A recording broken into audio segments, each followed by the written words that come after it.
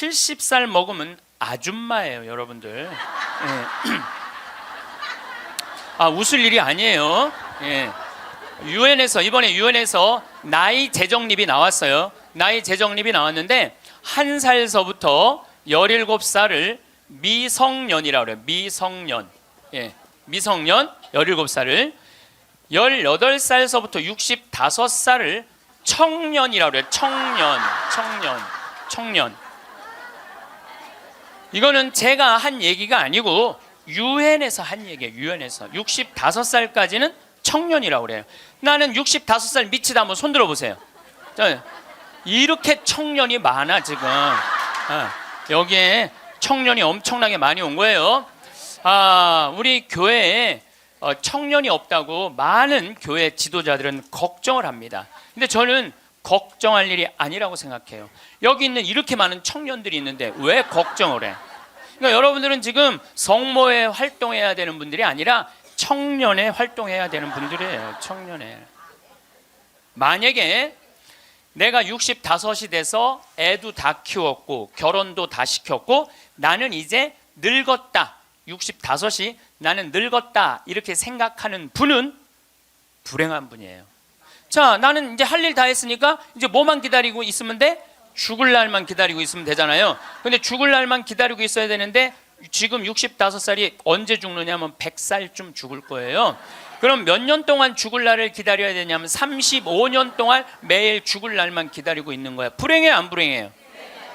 65, 난 이제 청년이 이제 끝났네? 66살부터 79살까지를 뭐라고 그러냐면 중년이라고 그래요. 중년. 중년. 제가 한 얘기가 아니고 유엔이 한 얘기예요. 유엔이. 66살부터 79살. 자, 나는 66에서 79살이다. 한번 손 들어보세요. 이게 다 중년들이에요. 중년들. 아줌마들이 지금 79까지는, 그러니까 여기 지금 66부터 79살까지 지금 노인대학 다니는 분들은 다 자퇴하세요.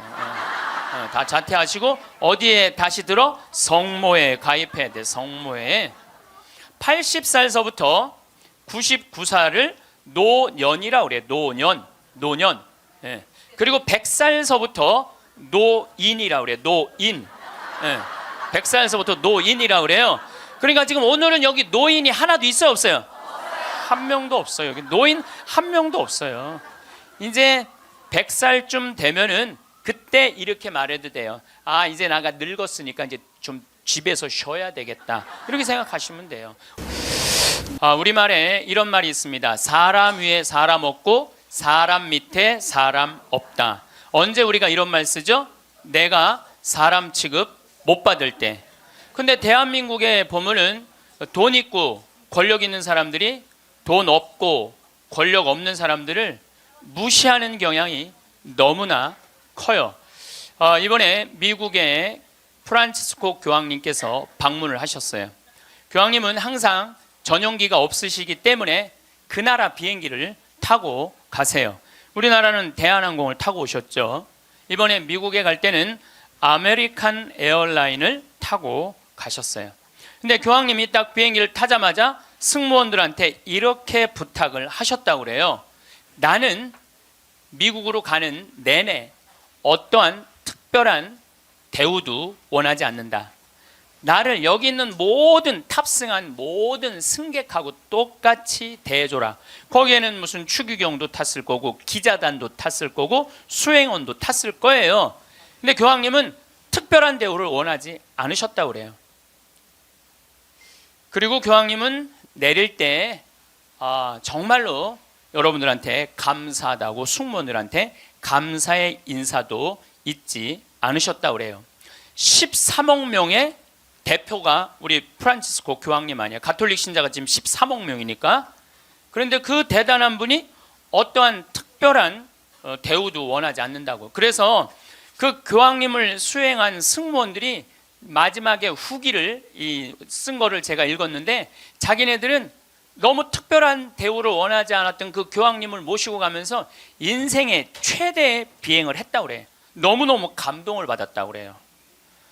이렇게 세계 최고의 교황님도 특별한 대우를 원하지 않으셨는데 모 항공사의 부사장은 땅콩 안 까줬다고 매뉴얼 판으로 자기 직원, 자기 돈을 벌어주는 사람이야. 고마운 사람이죠. 자기 직원 손가락 마디를 때리고 무릎을 꿇치고 그 다음에 강제로 용서를 청하라고 그랬다는 거예요. 그리고 그것도 모자라니까 어떻게? 비행기를 돌려서 그 중요한 사무장을 비행기에서 내리게 했다는 거예요. 이게 바로 사람 위에 사람 있고 사람 밑에 사람 있는 거죠. 대한민국은요, 돈 있으면요 갑질을 너무나 많이 해요. 여러분들 갑질 얘기 참 많이 들으셨죠? 백화점에서 근무하는 분들, 은행에서 근무하는 분들, 병원에서 근무하는 분들, 심지어 전화 마케팅 하는 분들, 이런 분들이 우리나라에 지금 몇 명이 일을 하느냐 하면 700만 명 정도가 일을 해요.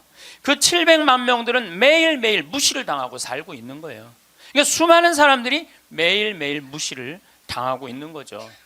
그런데 우리들이 이 인생을 살아가면서 사람을 무시하라고 그런 권한을 받은 적이 한 번도 없어요. 사람을 존중하라고 우리는 예수님한테 가르침을 받았죠.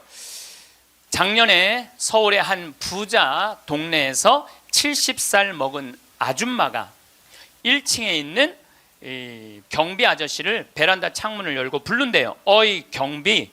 그럼 경비가 와서 5층을 이렇게 올려다보면은 간식 먹으라고 떡을 던져준대. 5층에서 1층으로. 여러분들, 개한테도 5층에서 1층에 던져주면 안 돼요. 저는 제가 키우는 개가 있는데 간식을 줄 때 어떻게 하느냐면 손바닥에 올려놓고 드시라고 이렇게 제가 개한테도 드시라고 내가 이렇게 줘요. 하물며 사람한테 5층에서 1층으로. 제가 그 후기를 좀 읽어보니까 그 경비 아저씨하고 친했대요. 친해서 장난으로 그랬다는 거예요. 여러분들, 본인은 장난일 수 있지만 1층에서 받아먹는 사람은 장난이 아니에요. 본인은 장난일 수 있지만 그것도 꼭 유통기한 지난 걸 줬다는 거. 유통기한 지난 거. 이게 사람 위에 사람 있고 사람 밑에 사람 있는 거죠. 우리 사회는요, 돈 있으면 돈 없는 사람 무시하는 경향이 너무 커요. 며칠 전에도 뭐 수압으로 스키라고 무슨 액세서리, 거기에서 어떤 사람이 와갖고 점원들한테 이거 고쳐주지 않는다고 무릎 꿇히게 하고. 여러분들, 똑같은 사람끼리 무릎을 꿇히게 한다는 게 말이 돼요? 그 사람은 그 제품을 쓸 자격이 없는 사람이에요. 돈만 있다고 좋은 제품을 쓰는 게 아니라는 거예요. 돈도 있고 그 돈을 쓸 만한 인격도 갖춰야 되는데 우리는 돈만 있고 뭐가 없어? 인격이 없는 거예요. 우리 부관장 신부님이 로마 유학 갔다 오신 분이에요. 그런데 저녁에 맥주집에 이제 뭐 신학생 때 갔으니까 맥주 막 먹을 때잖아요. 맥주를 먹으니까 떨어지면 뭐라 그래? 웨이터, 웨이터 계속 불렀대요. 그랬더니 사장이 딱 오더니 나가라고 그러더래요. 왜 나가냐고 그러니까 왜 우리 직원을 종 부리듯 부리느냐고. 술 떨어진 거 알면 우리가 찾아가고 필요한 거 있느냐고 물어볼 텐데 왜 내 직원을 종 부리듯 부리느냐고. 이렇게 종 부리듯 부리는 당신은 여기서 맥주 먹을 자격 없다고 나가라고. 근데 이게요, 유럽도 그러고 미국도 그래요. 미국도 가면은요, 아줌마 못 불러요. 올 때까지 기다려야 돼. 근데 우리는 내가 돈 주고 부린다고 식당에 가서 어떻게 해? 아줌마 왜 안 갔다 와? 안 갖고 와? 이게 종 부리듯 부리는 거예요. 저는 이번에 아주 굉장히 슬펐다가 너무너무 멋있는 사장님을 하나 만났어요.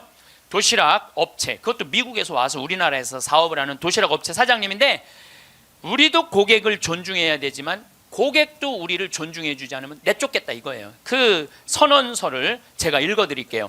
제목이 참 재미나요. 공정 서비스 권리 안내. 우리 직원이 고객에게 무례한 행동을 했다면 직원을 내보내겠습니다. 그러나 우리 직원에게 무례한 행동을 하시면 고객을 내보내겠습니다. 참 멋있죠? 이 뒷말이 더 멋있어요. 상품과 대가는 동등한 교환입니다.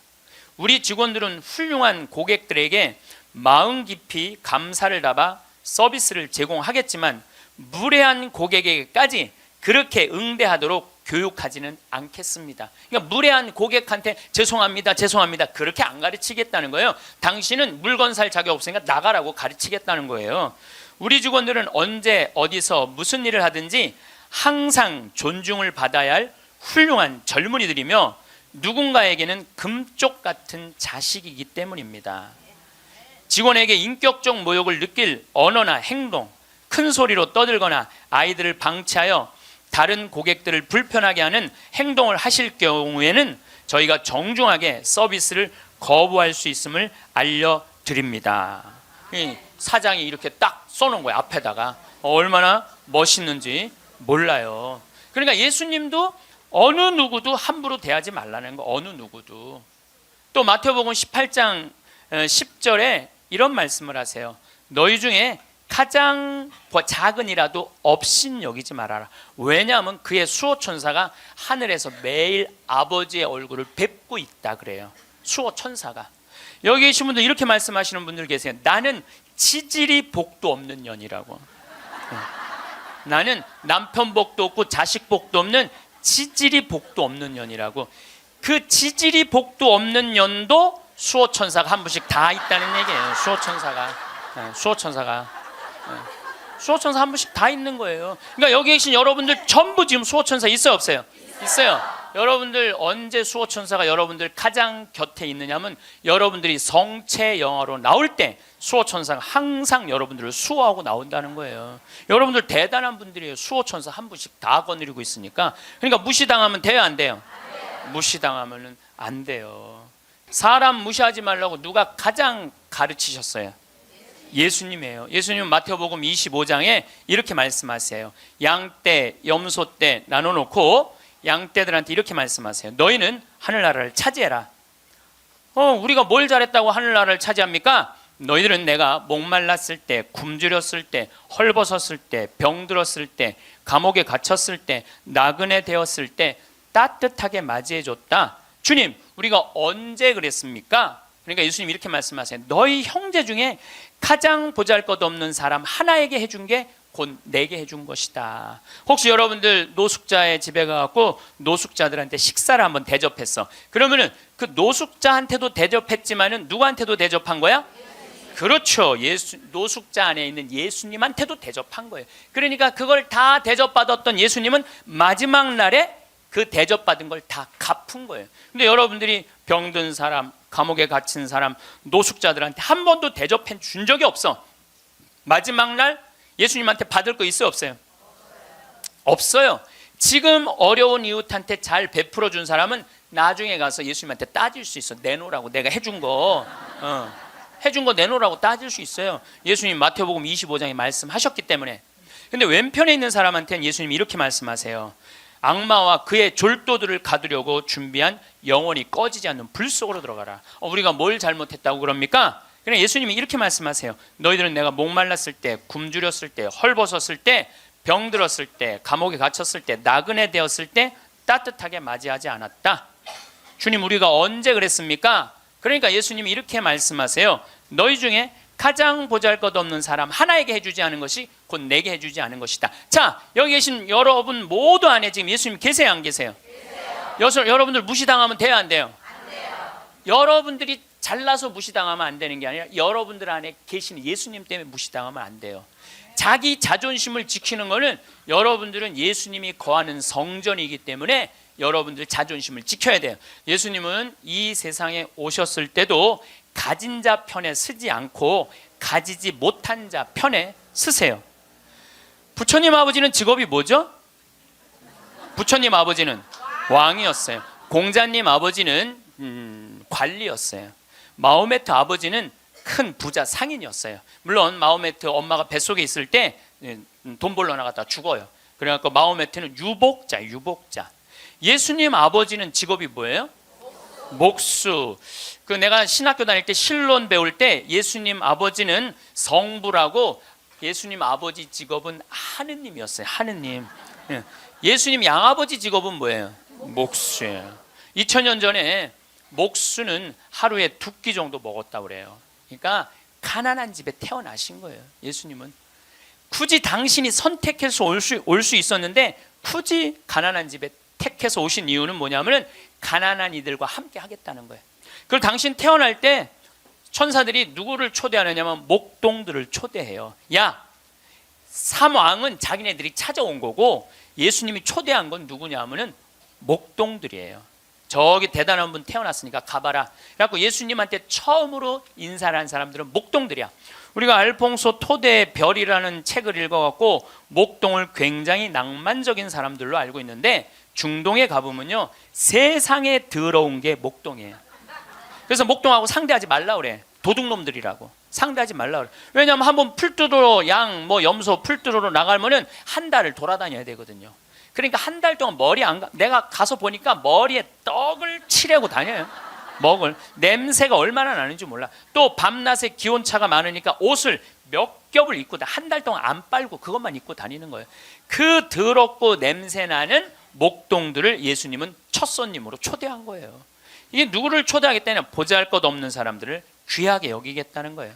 그리고 당신 활동하실 때는 앞 못 보는 사람, 듣지 못하는 사람, 말하지 못하는 사람, 팔 오그라드는 사람, 등 굽은 여자, 다리 오그라드는 사람, 몸 썩어가는 나 환자, 몸 파는 여자, 나라 팔아먹은 세리들이랑 먹고 마시고 놀았다고 그래요. 저는 신약 성서 읽으면서 가장 가슴 떨리는 성서 구절이 뭐냐면 예수님은 그들과 먹고 마시고 놀았다.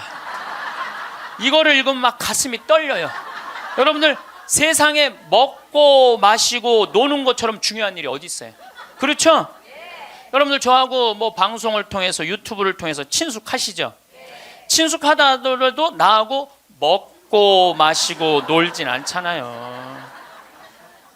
먹고 마시고 놀 수 있는 사이는요 친하지 않으면 못해요.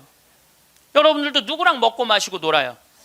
친한 사람들이랑 먹고 마셔요. 오늘 이거 끝나고 나면 길거리에 나가고 너 오늘 나하고 먹고 마시고 놀자. 길거리에 있는 사람한테 말할 수 있어요 없어요? 귀싸대기 맞을 거예요. 여기 오늘 같이 온 친구들하고 야 우리 오늘 강의 끝났으니까 여기 명동에 가서 우리 먹고 마시고 놀자. 친하지 않으면 못하는 거예요. 친하지 않으면. 그리고 먹고 마시고 노는 사이는 그 사람의 속사정을 다 알아요.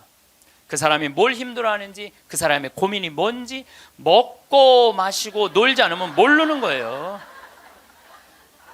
본당 신부도 마찬가지예요. 본당 신부 할 때 5년 동안 사목을 했는데 교우들하고 한 번도 먹고 마시고 놀지 않았어.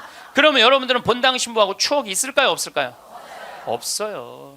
이게 웃을 일이 아니에요. 루카복음 7장 8절에 예수님은 먹보요 술꾼이라고 그래요. 먹보요 술꾼이라. 저도 본당 신부할 때 사목을 하는 기본이 뭐냐면 먹고 마시고 노는 거였어요. 사목의 기본이 먹고 마시고 노는 거였어요. 장례가 나잖아요. 그럼 저는 반드시 초상집에 갔어요. 초상집에 가갖고 장례 전날 가갖고 소주 한 병 내오라고 그래요. 그럼 상주 전부 다 오라고 그래요. 상주들하고 소주 한 잔씩 하면서 먹고 마시면서 어머니가 어떻게 살았는지 아버지가 어떤 병으로 돌아갔는지 얘기를 다 들어요. 그리고 1시간을 그렇게 소주 한 병을 먹으면서 이야기를 하고 다음날 강론할 준비할 필요가 없어. 강론. 왜냐하면 강론 때 이 엄마가 어떻게 살았고 가족은 어떻게 하고 다 얘기할 수 있는 거예요. 먹고 마시고 놀고 왔기 때문에 공감이 되는 강론을 할 수 있는 거예요. 근데 만약에 초상이 났는데 내가 그 집에 한 번도 간 적이 없어. 그냥 장례만 딱 왔어. 그 강론은요 그 고인들하고 남아있는 유족들하고 아무 공감대가 없는 강론을 할 수밖에 없어요. 예수님이 우리가 이 신약 성서를 읽을 때 너무너무 착착 쉽게 와닿죠. 왜 우리가 쉽게 알아들을 수 있는지 아세요? 예수님이 우리랑 먹고 마시고 놀았기 때문이에요. 이게 얼마나 가슴 설레는 성서 구절인지 몰라요. 어떤 가르침보다 위대한 말이 뭐냐면 예수님은 그들과 먹고 마시고 놀았다예요. 저도 87년도에 시각장애자들하고 1년 동안 여기 상계동에서 먹고 마시고 놀아봐서 87년도에 내가 그분들하고 1년 동안 살면서 물어봤어요. 여러분들은 살면서 뭐가 가장 힘드냐고. 그랬더니 그분들이 하는 얘기가 가장 힘든 게 뭐냐면 내 몸으로 난 자식 얼굴을 모르는 거래요. 내 몸으로 난 자식 얼굴을 모르는 거예요. 여러분들은 애들 어때요? 애기 낳으면 이뻐요 안 이뻐요? 막 100일, 200일 된 애들 보면 손가락 보면 어때요? 기가 막히죠? 그러니까 애기 엄마들 보면 막 애 손도 막 먹고 발도 막 먹잖아요. 막 먹어 보니까 먹을 기세야. 먹을 수만 있으면은 너무너무 좋으니까. 그리고 그냥 눈에 티만 들어가도 막 뭐 이거 비벼내고 그러는데 나한테 한다는 애가 신부님 이만한 애를 눈에 넣어도 안 아프대. 눈에 넣어도 안 아파. 이걸 넣는데 어떻게 안 아파. 눈알이 터지든지 뭘 하든지 해야 될 거 아니야. 눈에 넣어도 안 아파. 그렇게 좋다는 거야. 그렇게. 아기를 보는 기쁨은요 그건 세상에 돈으로 살 수 없는 기쁨이에요. 우리 집에도 드디어 조카가 장가를 가서 딸을 낳았어요. 로사라는 나는 이제 할아버지가 됐어요. 조카 손녀가 있어. 조카 손녀가. 근데 그 집에 가보면 참 볼만해요. 증조 할머니, 증조 할아버지, 할머니, 할아버지, 엄마, 아빠 여섯이서 둘러서 갖고 얘가 이제 막 며칠 전에 지났거든요. 얘는 가만히 보니까 아무것도 안 해. 그런데도 여섯이서 둘러서 갖고 참 쳐다보고 있다가 눈만 뜨면 뭐라 그러냐면 눈 떴다. 눈 뜬 게 뭐 이렇게 대단한 일이라고. 6명이 둘러앉아 갖고 눈 떴다고 난리를 치고 거기다가 얘가 빵긋 웃기만 하잖아요. 그러면 그때부터는 애가 재롱을 피는 게 아니에요. 증조 할머니, 증조 할아버지부터 재롱을 피기 시작해. 오르르 깍꿍. 이게 누가 재롱 피는 거야? 내가 보기엔 지들이 재롱 피면서 얘가 재롱 핀다는 거야. 시간 가는지 모른다는 거야. 내가 보기엔 자기네들이 재롱 피고 얘는 그냥 껌뻑껌뻑 쳐다만 보는데 이 애기를 그래서 애들은 1살 때 평생 할 효도를 다 한다는 거예요. 1살 때. 여러분들 그때 그 기쁨 평생 애들은 2살 때부터 효도 안 해요. 왜 효도 안 하는 줄 아세요? 1살 때 이미 다 했어. 근데 뭘 2살 때부터 해. 혹시 지금 30살 된 자식들이 효도 안 한다고 섭섭한 그분들은 욕심이 너무 많은 거예요. 이미 그 기쁨을 다 누린 거예요. 근데 그분들은 자기 애들을 어떻게 알아보느냐면 손으로 만져서 눈이 이렇게 생겼고 코가 이렇게 입이 이렇게 상상할 수밖에 없어요. 네, 상상할 수밖에 없어요. 또 한 번은 도봉산 성당에서 우리 시설 분들을 초대를 해갖고 식사 대접을 했어요. 정말 내가 가서 보니까 상다리가 부러지게 차려놨어. 그런데 옆에 있던 형제가 나한테 그러는 거야. 학사님, 우리는 이렇게 상다리가 부러지게 차려놔도 아무 소용이 없다는 거예요. 왜 소용이 없냐? 그랬더니 보여야지 골라 먹죠. 어디 있는 줄 알아야지. 냄새는 나는데 어디 있는지 알아야지 골라 먹죠. 그러니까 옆에 봉사자들이 한 분씩 앉아갖고 고등어 들어갑니다. 두부 들어갑니다. 김치 들어갑니다. 그래야지 먹는 거예요. 근데 우리 생태마을에 딱 음식 차려놓으면은 막 김치, 뭐 고등어 막 이제 묵은지 절여놓은 거 보면 막 이분들 막 입에 군침이 돈대. 딱 보면은 막 깍두기 쫙 빨갛게 해놓고 막 김치찌개 두부 딱 올려주면 입에 군침이 돈다는 거예요. 우린 눈으로 먹는 거예요. 먼저 눈으로 먹고 입에 군침이 도는 거예요. 이걸 영어로 뭐라고 그러냐면 My mouth is watering 그래요. 군침 돈다. My mouth is watering. 군침이 돼요. 근데 그분들은 눈으로 먹는 기쁨이 없는 거예요. 여러분들 뭐가 지지리 복도 없긴 뭐가 지지리 복도 없어. 이 눈으로 벌써 음식을 먹는데 이거 눈알 하나 갈아 끼는데 1억이라는데 2개 갈아 끼면 2억인데 2억을 끼고 지지리 복도 없는 년은 무슨 지지리 복도 없는 년이야. 또 87년도는 그 인천에서 수원에서 전철이 전부 다 의정부로 갔어요. 그때만 해도 우리 시각장애자들이 전철에서 바구니 들고 어두운 밤에 깜깜한 밤에 이러고 가면은 500원씩 1000원씩 줬어요. 기억나시죠? 네. 그렇게 하루 종일 전철을 오고 가면서 모으면은 그때 돈으로 꽤 컸대요. 15,000원, 20,000원 됐대요. 그때 돈으로. 그러면은 창동이나 도봉역에서 딱 내리면은 도둑놈들이 따라다니다가 역에서 나가면은 그걸 낚아채 가는 거예요. 그걸 낚아채 가는 거예요. 그럴 때 너무너무 속상하다는 거. 너무너무 화가 나. 하루 종일 고생한 건데. 그러니까 누굴 데리고 나가느냐면 5학년, 6학년, 중학교 1학년 된 자기 애들을 데리고 나가는 거예요. 자기 애들은 그거 일 나가는 게 죽기보다 싫은 거예요. 매일 그 우리 시설 마당에서 애들이 울어. 너 왜 울어? 그러면 자기 일 나가기 싫다는 거예요. 네가 무슨 일을 나가는데? 애들이 얘기해 주는 거예요. 낚아채 갖고 엄마 아빠가 나 데리고 나간다고. 그럼 엄마 아빠 손 잡고 지팡이 잡고 전철 안에 왔다 갔다 하는 거 걔네들이. 그러는 수원이나 인천은 아무 상관없대요. 창동이나 도봉역에 딱 그 전철을 지나갈 때 되면 누굴 만나냐면 반 친구들을 만나는 거야. 반 친구들이 그걸 보고 다음날 학교 가서 다 소문을 내는 거야. 제 엄마 손잡고 구걸하러 다닌다고. 얼마나 그 나이에 자존심이 상해요.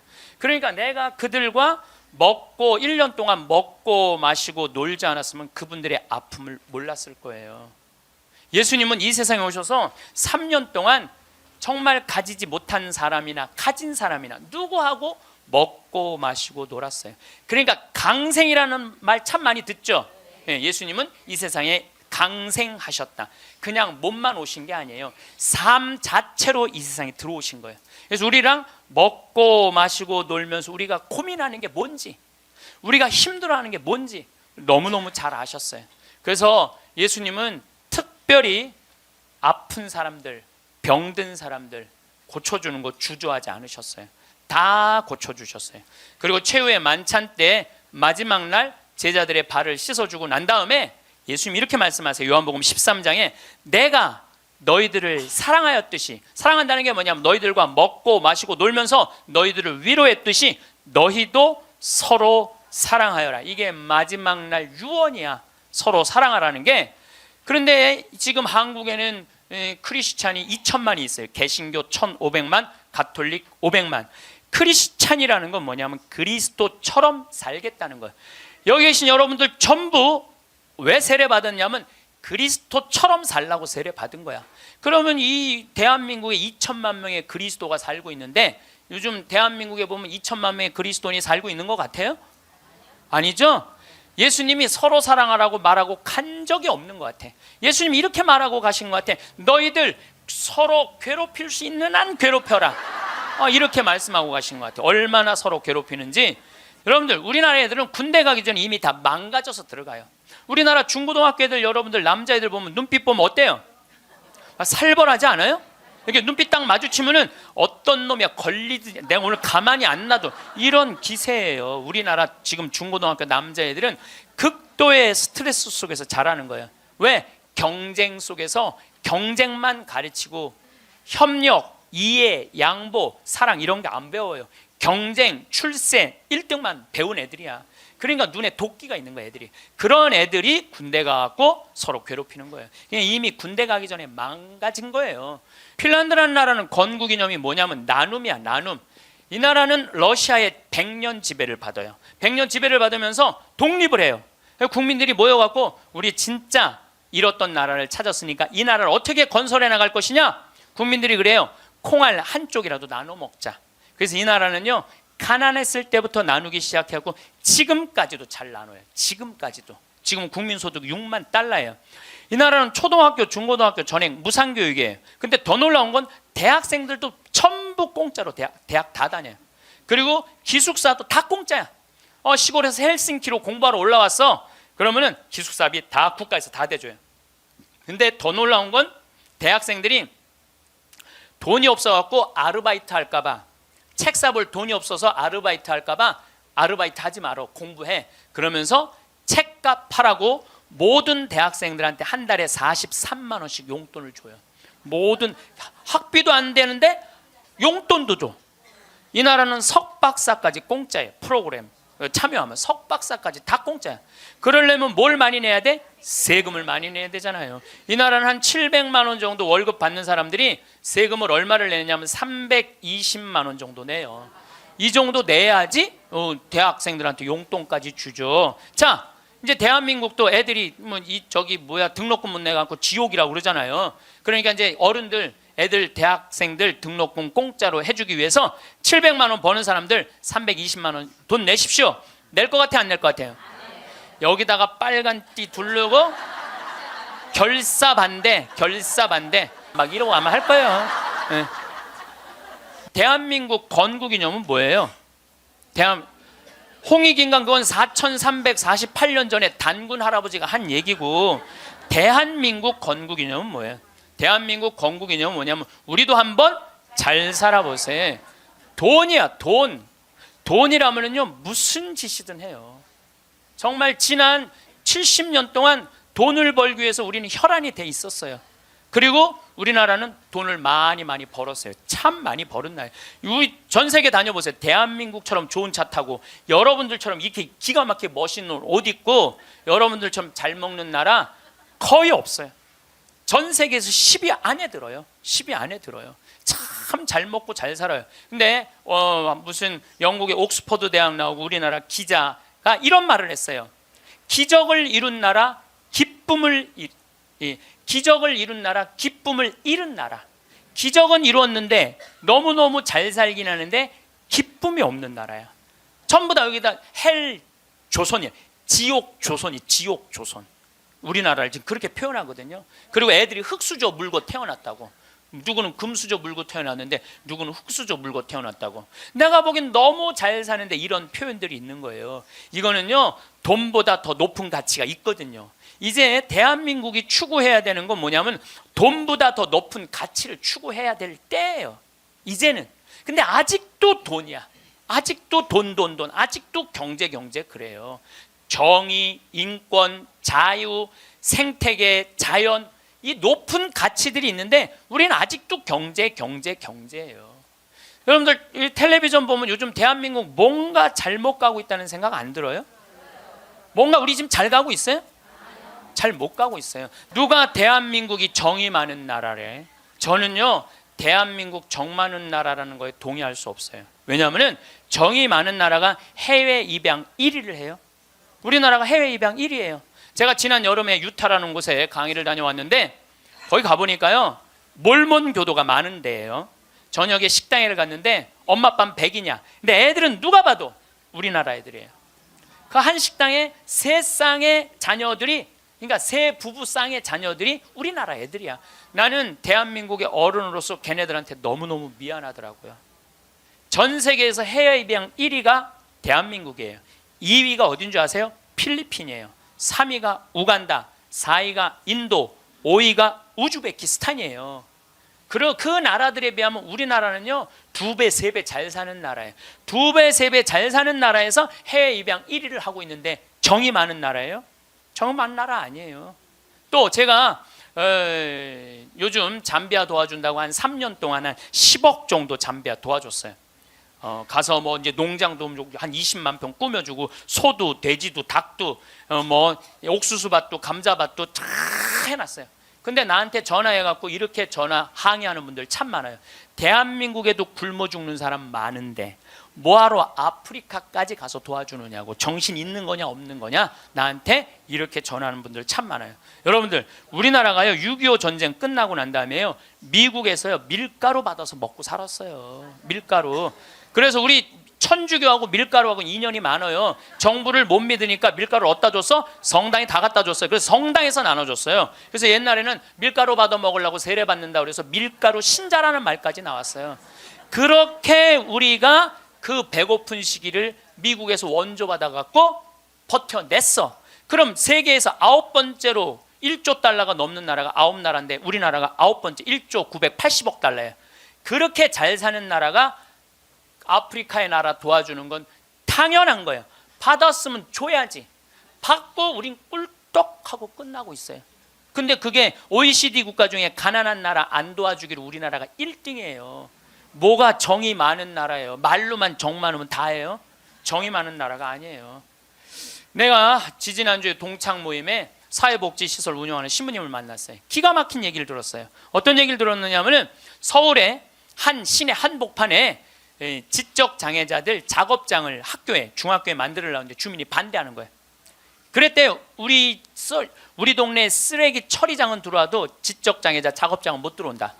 참, 아니 걔네들 얼마나 이 삶에 목말라 하는 애들인데 걔네들을 우리 동네에서 받아들였고 우리 동네에서 보호를 해줘야지. 이게 우리가요 철저하게 이기적인 거, 님비라고 그래. 님비. 요즘 우리 평창에는 동계올림픽 때문에 도로가 뻥뻥 나요.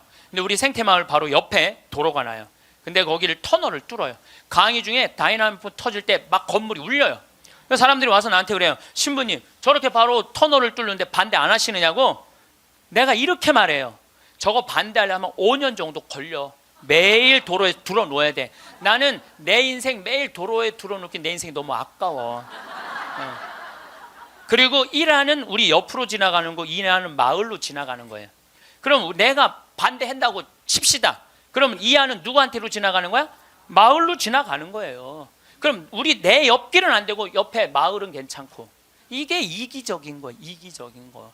누가 우리 부로 정이 많은 나라라고 그래요. 1970년대 우리 이 구로공단에서 동대문에서 노동자들이 이제 돈 많이 벌으니까 우리 좀 나눠주라. 그러니까 정부에서 어떻게 이 국가가 지금 잘 살아야 된다. 그러면서 나중에 잘 살게 되면 그때서 너희들한테 잘해줘. 나중에 잘해줘.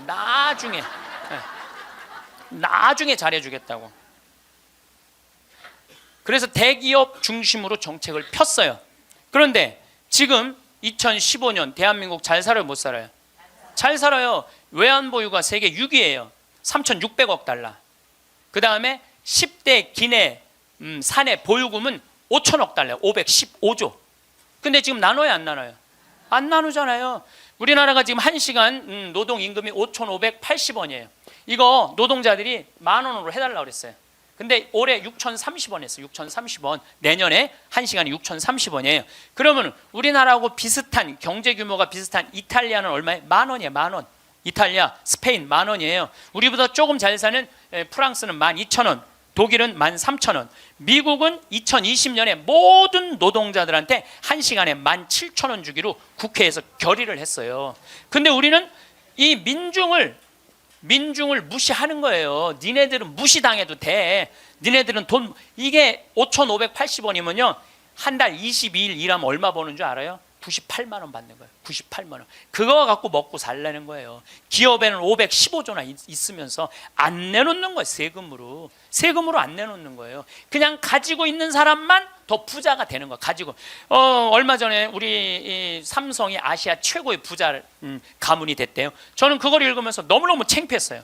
왜 너무너무 창피했느냐면은 우리나라는 경제 규모가 1조 달러야. 일본은 6조 달러, 중국은 14조 달러야. 그럼 최고의 부자는 일본이나 중국에서 나와야지 우리나라에서 나와요. 이 얘기는 뭐냐면 삼성이 회사 운영을 잘하기도 했지만 중소기업 하청업체들한테 1,000원 주고 500원 주고 그 나머지 500원 갖고 세계 아시아 1위 된 거예요. 다 같이 잘 살아야지 잘 사는 거지 한 기업만 잘 산다고 잘 사는 게 아니에요. 그리스가 왜 망했어요? 그리스가 한두 부자 자기네들 세금 다 뒤로 돌리는 바람에 나라가 망한 거예요. 나중에 나누긴 뭘 나중에 나눠. 노동자들이 잘 살아야지 국가가 잘 사는 거예요. 호주만 해도 광부들이 연봉이 얼마냐면 1억 2천이에요. 광부들이.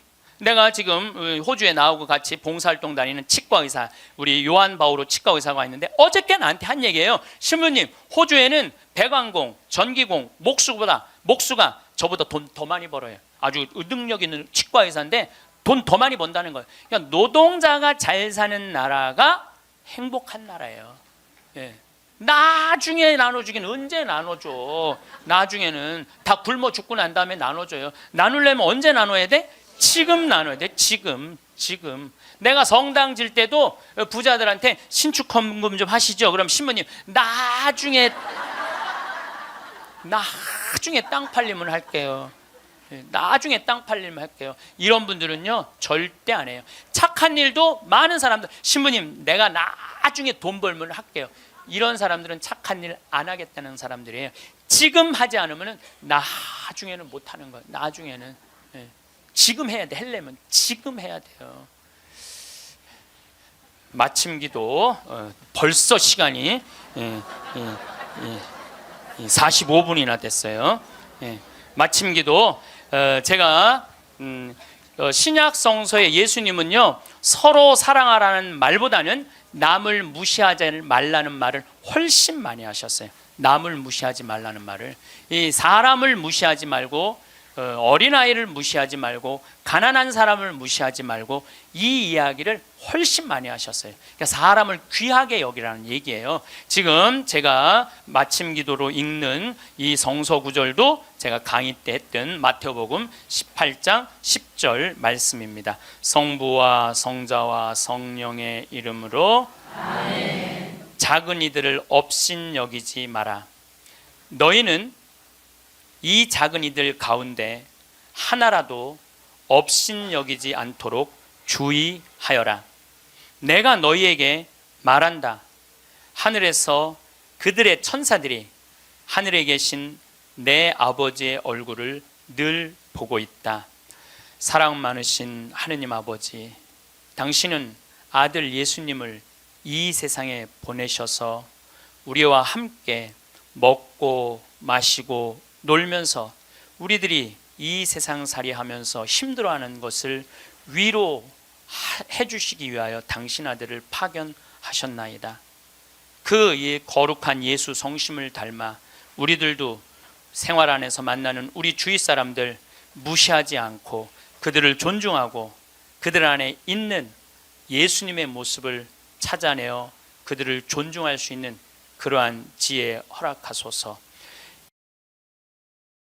보인다고 해서 이해하는 것은 아닙니다. 우리는 매일 눈을 뜨고 세상을 바라보지만 정작 제대로 보고 있는지는 알 수 없습니다.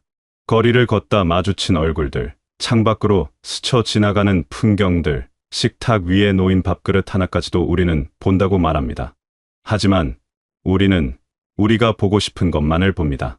우리의 생각이 먼저 앞서고 그 생각이 만든 틀 안에서 세상을 재단합니다. 그래서 같은 하늘을 보면서도 누군가는 희망을 떠올리고 누군가는 막막함을 느낍니다. 같은 비를 맞으면서도 어떤 이는 축복이라 여기고 어떤 이는 불편함만을 기억합니다. 눈은 같은 것을 보지만 마음은 전혀 다른 세상을 그려냅니다. 이것은 단순한 차이가 아닙니다. 우리가 세상을 어떻게 경험하느냐를 결정하는 근본적인 문제입니다. 보는 것과 이해하는 것 사이에는 큰 간극이 있습니다. 눈은 표면을 훑을 뿐이고 진짜 의미는 마음이 만들어냅니다. 눈으로 본 세상과 마음으로 본 세상은 완전히 다릅니다. 눈은 단지 빛을 받아들이는 기관일 뿐이고 진짜 세상을 해석하는 것은 마음입니다. 마음이 어떤 상태에 있느냐에 따라 같은 장면도 전혀 다르게 다가옵니다. 평온한 마음으로 바라보면 모든 것이 부드럽게 느껴지고 불안한 마음으로 보면 모든 것이 이협적으로 다가옵니다. 이것은 단순한 감정의 문제가 아닙니다. 우리가 세상을 이해하는 방식 자체가 달라지는 것입니다. 보는 방식이 달라지면 세상이 달라집니다.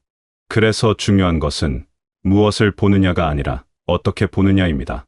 어떤 시선으로 세상을 대하느냐가 우리의 삶을 결정합니다. 따뜻한 시선으로 보면 따뜻한 세상이 펼쳐지고 차가운 시선으로 보면 차가운 세상만이 남습니다. 이것은 세상이 변하는 것이 아니라 우리의 내면이 세상을 만들어내는 것입니다. 같은 장소에 서 있어도 같은 시간을 보내도 우리가 어떤 마음으로 그것을 받아들이느냐에 따라 경험은 천차만별로 달라집니다. 어떤 이에게는 축복으로 다가오는 순간이 다른 이에게는 고통으로 느껴지기도 합니다.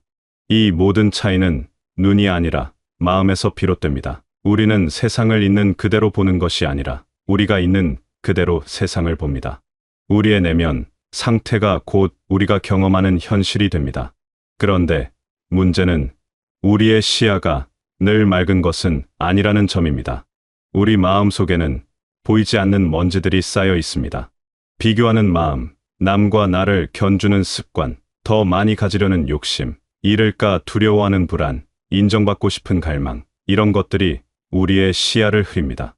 이 먼지들이 쌓이면 쌓일수록 우리는 있는 그대로를 보지 못하게 됩니다.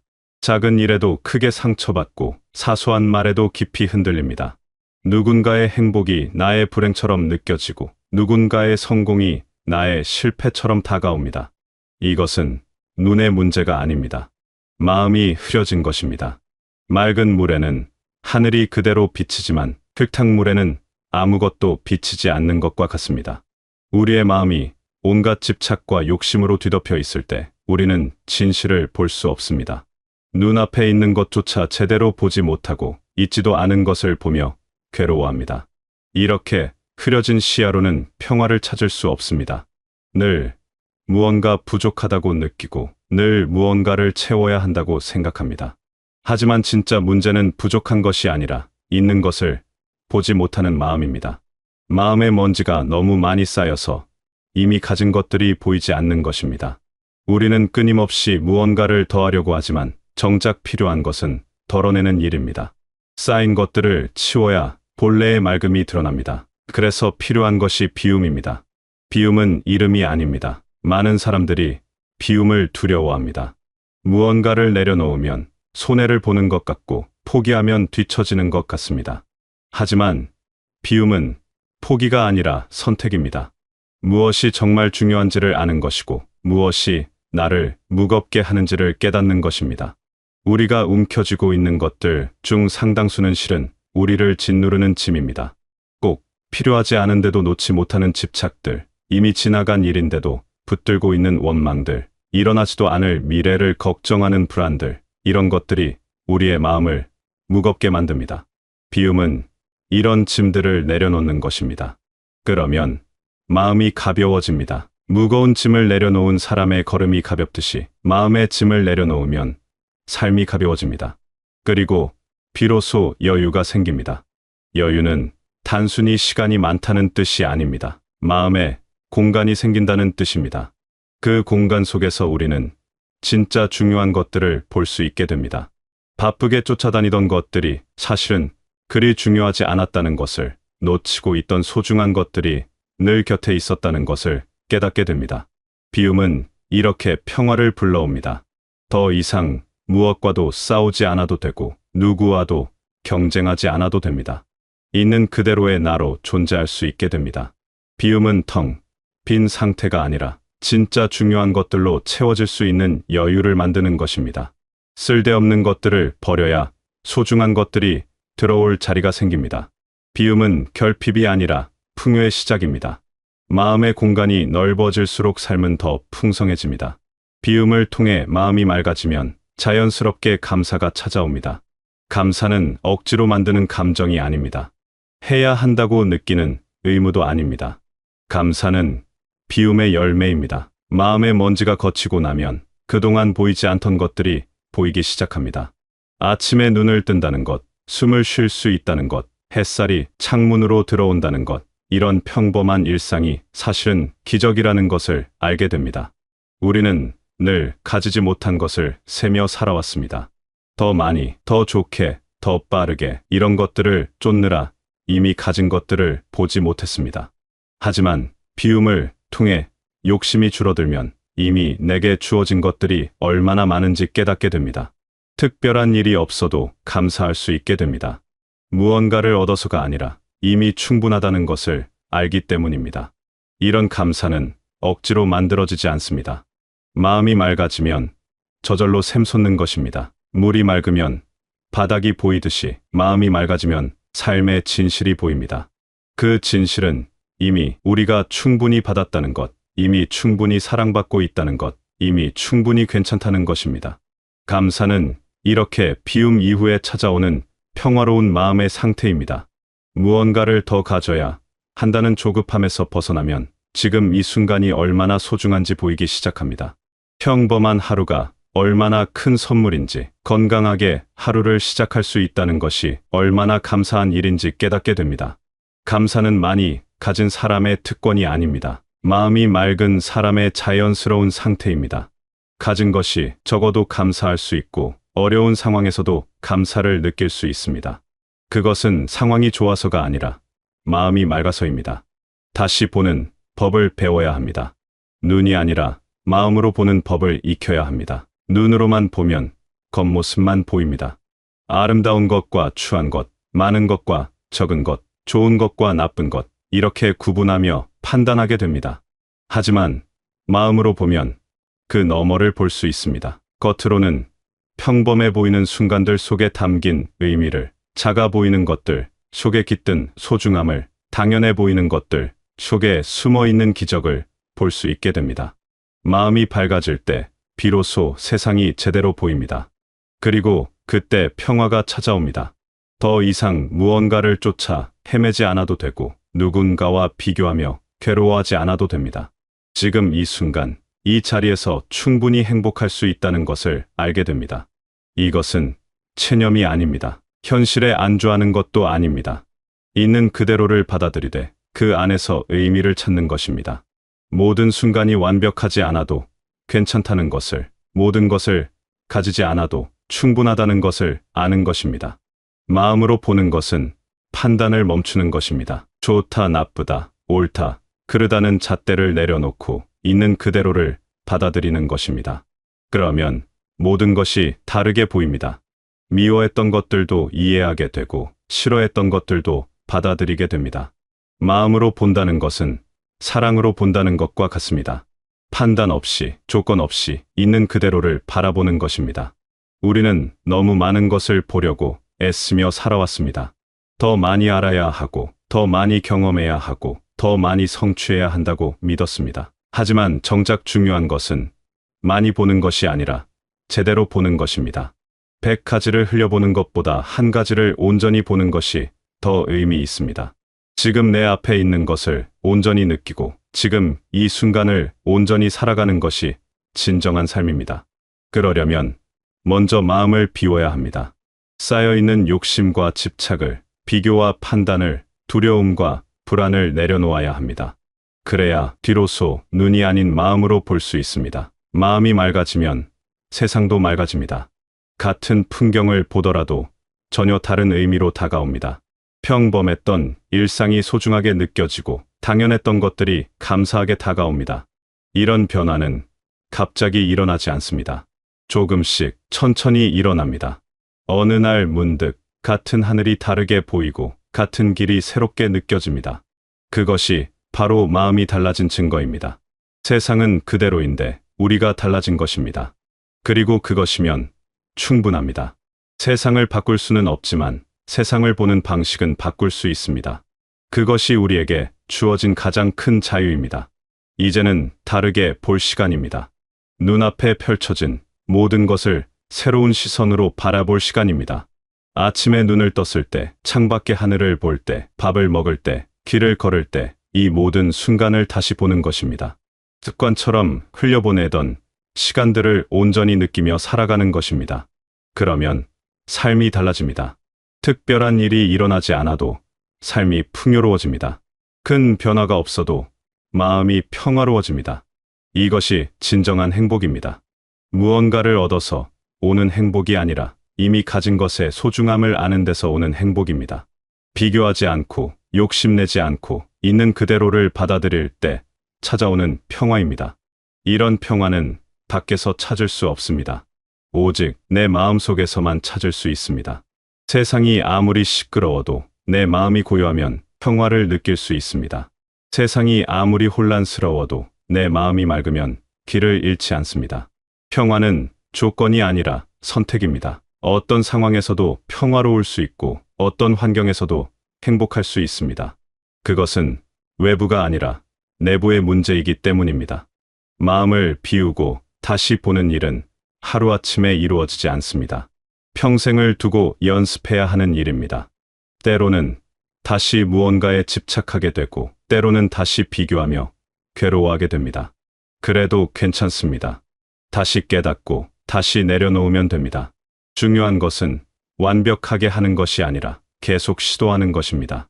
조금씩이라도 마음을 비우고 조금씩이라도 다르게 보려고 노력하는 것입니다. 그러면 어느 순간 삶이 달라져 있을 것입니다.